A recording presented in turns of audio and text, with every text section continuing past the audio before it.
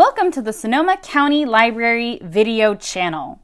We post new videos every week, so bookmark, follow, and subscribe so you don't miss a thing. Hi everyone! My name is Gigi from the Sonoma County Library and welcome to Book Read-Alouds at Home.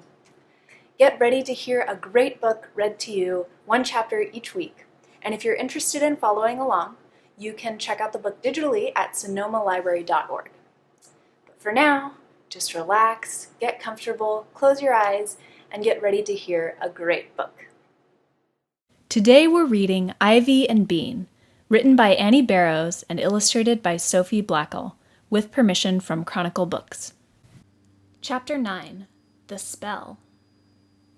Nancy stopped dragging Bean across the porch and looked at Ivy. "Who are you?" she asked. Ivy smiled and slitted her eyes. With her white face and red blood drops, she looked very witchy. "It matters not. Free my friend," she hissed. Wow, thought Bean, she's really going for it. Nancy dropped Bean's arm and lifted one eyebrow, which was something she had just learned how to do and did all the time. "What's that supposed to be?" she asked in a snippy, grown-up way, looking at Ivy's wand.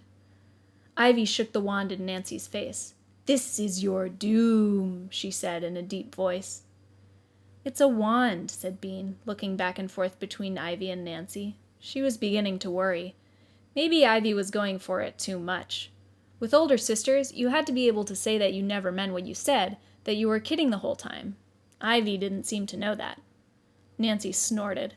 "It's a stick," she said. She looked at Ivy's robe and giggled. "Nice bathrobe, too. You guys are complete and total dweebs." Uh-oh. Bean looked at Ivy. Her cheeks were red under the white paint, and her eyes glittered. She looked like she might cry. Suddenly, Bean was furious. Before, she had been really mad.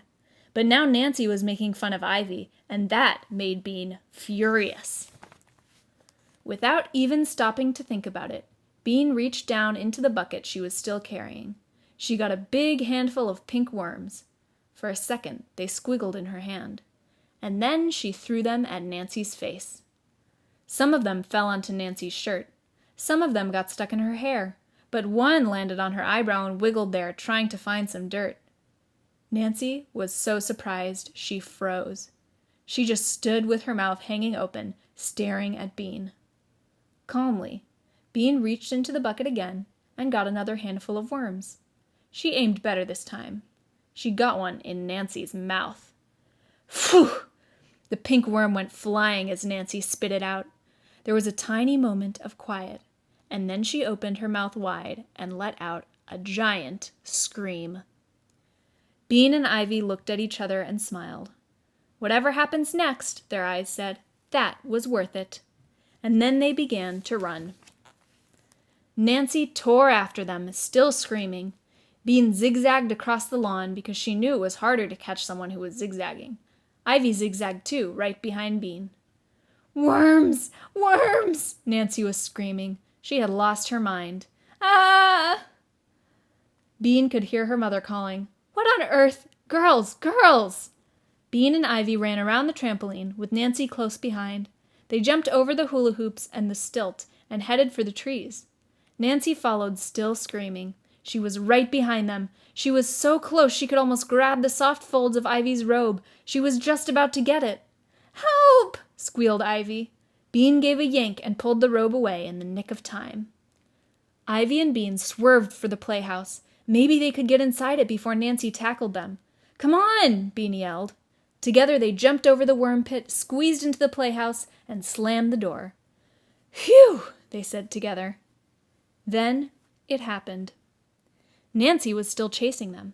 She was running toward the playhouse, and toward the worm pit, the big, muddy worm pit.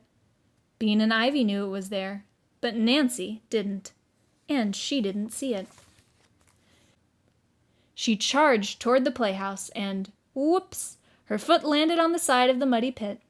Ivy and Bean looked out the playhouse window, and they saw Nancy skidding on the slimy edge of the hole. Back and forth she wobbled, trying to keep her balance.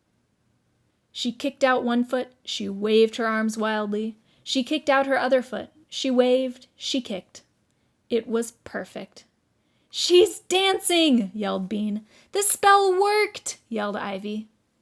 And just at that moment, with a sloppy, gloopy thud, Nancy slipped off the edge and landed in the muddy goo at the bottom of the worm pit. Thank you so much for joining me. Make sure to check back every week for more read-alouds, and check out sonomalibrary.org, the library's website, for more info on library resources. We'll see you next week, and remember to make reading a part of every day.